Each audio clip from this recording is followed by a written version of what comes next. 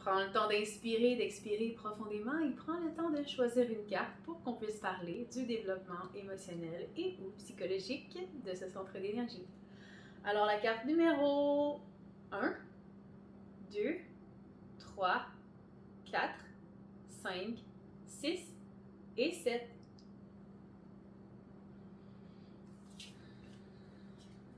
Carte numéro 1. La carte numéro 1 est reliée au fait de prendre ta place. Est-ce que je suis prêt à prendre action pour suivre mon chemin que je vois clairement et sans me laisser influencer? Est-ce que je suis game de prendre action par moi-même vers ce que j'ai à accomplir? Parce qu'on se rappelle, hein, quand on a fait le premier centre d'énergie, qui est le Muladhara Chakra, le centre de la Terre, est vraiment relié avec ce centre d'énergie-là. Donc, pour aller avoir, pour réaliser ma vision que j'ai de la vie et de moi-même, ce que je vois, je dois le mettre en action pour que ça devienne concret et terre à terre, en fait, parce que je suis un être spirituel qui est venu s'incarner dans un monde physique. Donc, même si j'ai acquis cette espèce d'intuition-là, si l'action ne suit pas, ça vaut rien, en fait. Ça prend vraiment l'action avec ça. L'action juste. Alors, c'est ce que cette carte veut dire.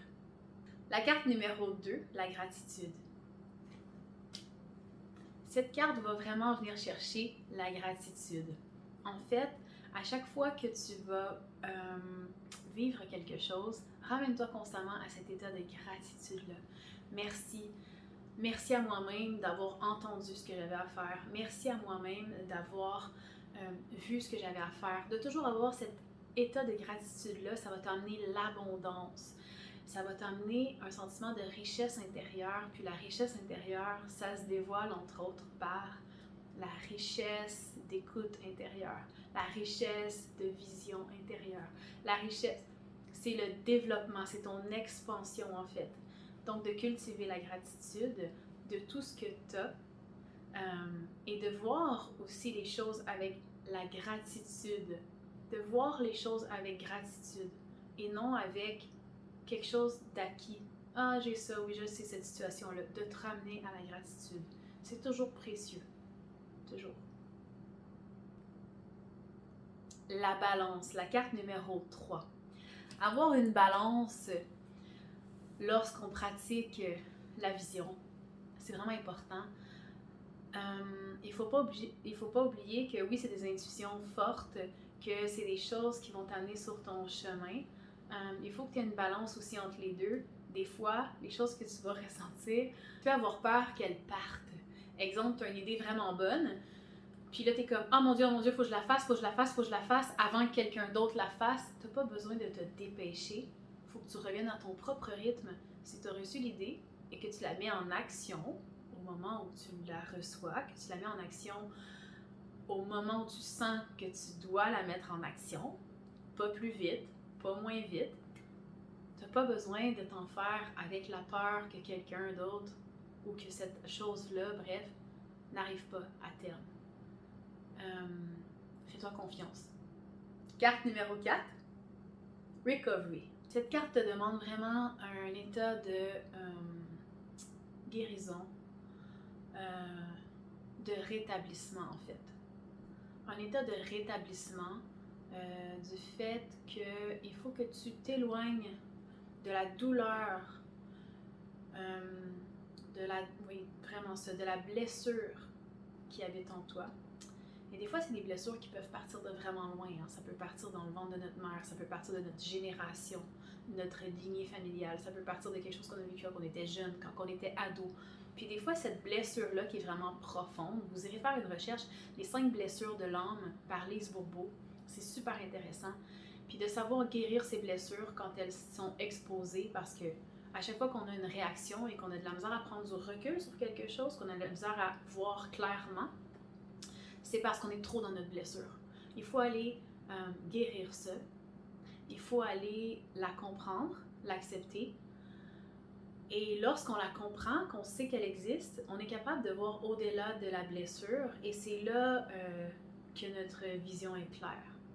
que notre intuition peut faire son rôle parce qu'on ne sera plus dans la réaction qui est liée à la blessure, qui est instinctive et non intuitive. Vous voyez la différence. Carte numéro 5, combat. Est-ce que je me permets de me laisser briller comme je le suis? Est-ce que à partir de ce que je sens que j'ai à faire, je me permets d'oser? Exemple, j'ai vraiment l'intuition que je dois aller à cet événement-là, ça me tente, mais cette personne-là va être meilleure que moi, je le sais.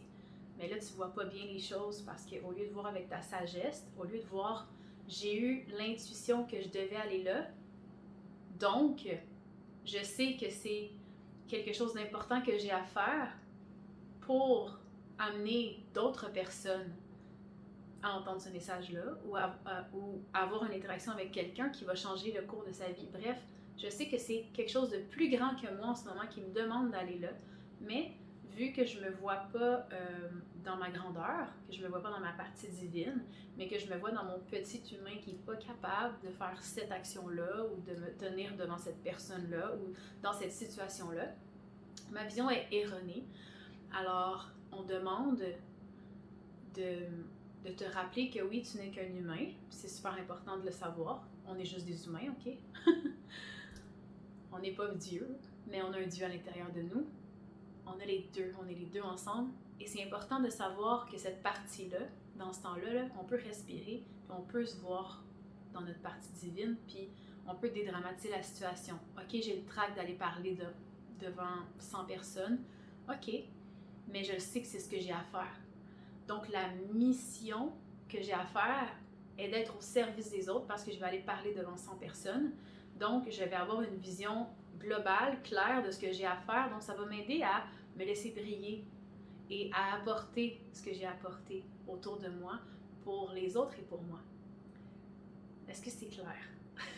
Plus qu'on monte dans les chakras, plus que c'est quand même touchy à expliquer. Prochaine carte. Mysticisme. La carte numéro 6, en fait, elle est en train de te demander, est-ce que tu crois ton intuition? Ou tu es toujours en train de remonter dans ton mental, à essayer d'analyser, là, j'ai-tu raison, c'est ça qui va arriver. Peut-être des fois aussi, ça va être des personnes qui vont vraiment abuser des voyantes, des médiums, qui vont pas se faire confiance à leur intuition. Est-ce que tu es là-dedans en ce moment?